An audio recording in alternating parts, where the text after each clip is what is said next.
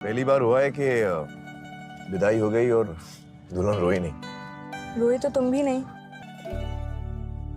पहला कदम कौन रखेगा? इस घर में नया कौन है? नया तो मैं ही हूँ, मतलब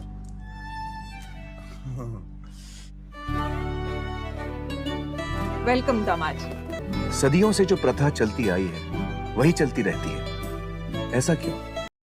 Amir, recently Irfan made a statement saying people should introspect instead of during Ramzan fasting. He also said that Sorry. People should introspect instead of fasting during Ramzan. He also made a statement saying that animals are being slaughtered on the name of Qurbani basically, and he said we Muslims have made a mockery of Muharram. So what is your take on that? I feel religion is a very personal issue here. Each one has their own feelings about it. Each one has their own thoughts about it. I have my own. So I don't want to comment about other people's feelings and what they think about. I go with my own heart. नमस्कार। तो ये जो video add अभी आपने देखा, वो video जो add है वो क्रिएट करवाया गया है एयू स्मॉल फाइनेंस बैंक के द्वारा। और ऑफ कोर्स आपने वीडियो में देख लिया होगा कि कौन है हमारे एक्टर, हमारे चहीते एक्टर आमिर खान। वही चहीते आमिर खान जिनको कि हमारे भारत के अंदर डर लगता है। वही चहीते आमिर खान जो कि पीके मूवी के अंदर हमारे धर्म का खुलेआम मजाक उड़ाते हैं। और जब उनसे पूछा जाता है कि आपने ऐसा क्यों किया, लोगों की आस्था से खिलवाड़ आपने क्यों किया, क्यों मजाक बनाया, तो वो कहते हैं कि नहीं देखिए, हम तो सारे धर्मों के ऊपर बात करते हैं, हमने किसी एक धर्मों के ऊपर टारगेट नहीं किया, ना हमने किसी धर्म का मजाक उड़ाया है। और जब उनसे उनके धर्म के बारे में उनके मजहब के बारे में पूछा जाता है कि आप अपने मजहब के बारे में क्या सोचते हो, कि आपके मजहब में ये सब जो चीज़ें हैं इसके ऊपर आप क्या कहना चाहते हो, तब वो कहते हैं कि हमारे मजहब को साइड रख दिया जाए, उससे छेड़छाड़ ना किया जाए, उस पर कोई कमेंट ना करे।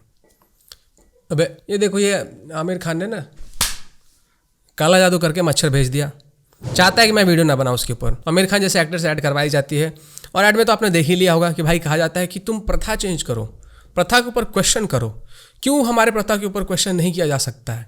और प्रथा के ऊपर क्वेश्चन किया जा सकता है तो फिर बैंकों में भी क्वेश्चन किया जा सकता है। और मतलब पूरी प्रथा ही चेंज करके दिखा दी गई कि भाई जो वर होता है उसे घर जमाई बन जाना चाहिए।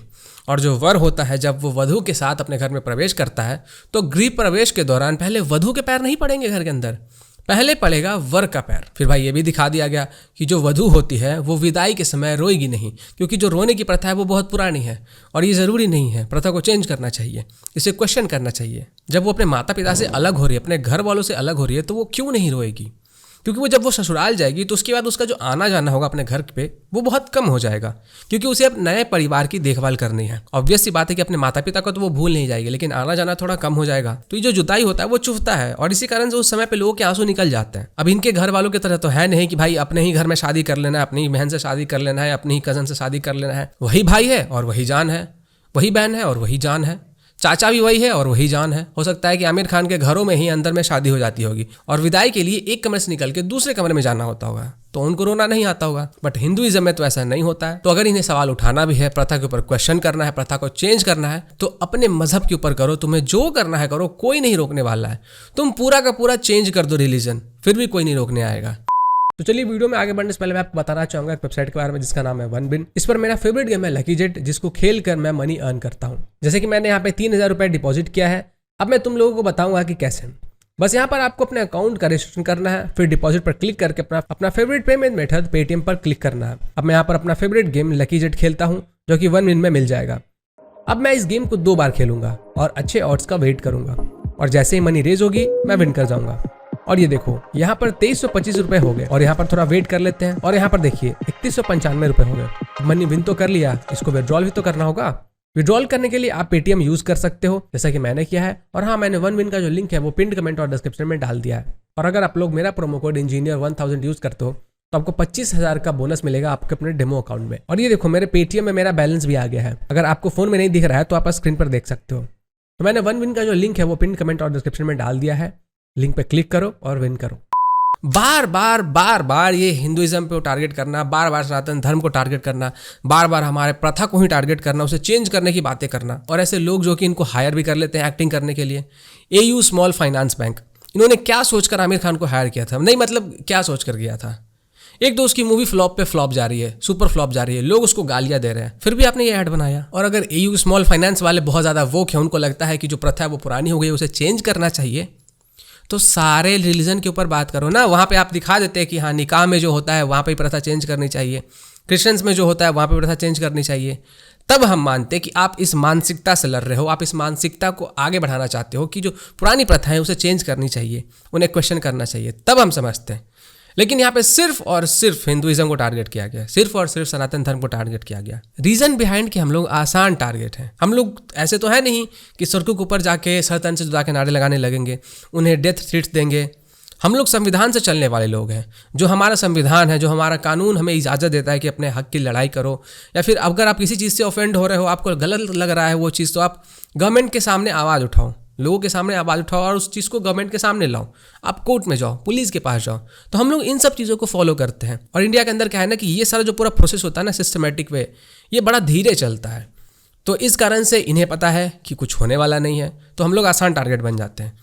और फिर वहीं पे दूसरी तरफ अगर देखा जाए तो दूसरे जो रिलीजन्स होते हैं वो इतनी आसानी से नहीं छोड़ते हैं किसी को। उनके मज़हब के ऊपर अगर थोड़ी सी टिप्पणी हो जाए जो कि स्वयं उनके रीजन में लिखा हुआ है, तो भी लोग सर तन से जुदा नारे लगाते हैं और सर कलम कर देते हैं। तो इसलिए उनके मज़हब के बारे में लोग बातें करने से डरते हैं, उनके बारे में कुछ भी बोलने से डरते हैं, उनके प्रथा के ऊपर सवाल उठाने से डरते हैं, उनके प्रथा को चेंज करने से डरते हैं। अब देखिए इन सब टॉपिक्स में हम लोग लगातार बात करते हैं, इसलिए हमें पेड प्रमोशंस करने पड़ते हैं। बाकी आप लोग आमिर खान से ज़्यादा समझदार है कि आपको क्या करना है क्या नहीं करना है, मेरे किन बातों को सीरियसली लेना है, किन बातों को सीरियसली नहीं लेना है। और जैसा कि आप वीडियो में देख पा रहे हो मेरा सेटअप पूरा अलग हो चुका है। वो रीज़न ये है क्योंकि मैं दुर्गेश भैया के यहाँ पे हूँ। तो जो चैनल आप देखते हो जैसे कि the patriot official right revolution, saffron patriot, ये सब जो चैनल है ना, इनके ओनर है दुर्गेश भैया। और मैं भी उनके यहीं रुका हुआ हूँ और उनके ही स्टूडियो में शूट कर रहा हूँ।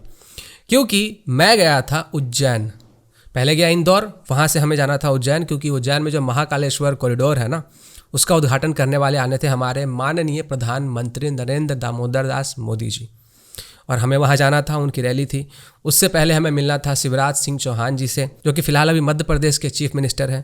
तो उनसे मैं मिलना था और वहाँ पे एक मीटिंग थी, बात किया जाना था कि जो महाकालेश्वर मंदिर है, कॉरिडोर है, उसकी जो स्थापना है वो कैसी हुई, कैसे उसका जो काम है वो आगे बढ़ा। तो वो मीटिंग करने के बाद माननीय प्रधानमंत्री जी की रैली में जाना था और इसीलिए हम लोग उज्जैन आए थे। तो वहाँ से वापस हम लोग दिल्ली गए और दिल्ली जब मैं आया तो दुर्गेश भैया ने कहा कि जब दिल्ली आ ही गए हो तो चलो मेरे घर चलो। तो मैं आ गया इनके घर और 2-3 दिन अभी यहीं पे रुकने वाला हूँ, फिर मैं अपने घर के लिए निकलूंगा। तो फिलहाल अभी आपको वीडियोज जो मिलेंगे वो दुर्गेश भैया के स्टूडियो से ही मिलेंगे। अब देखिए आमिर खान के ये सब जो पैतरे हैं ना, इन सबको अगर साइड रखा जाए तो मैं आमिर खान का बहुत बड़ा फ़ैन हूँ, बहुत बहुत बहुत बड़ा फ़ैन हूँ।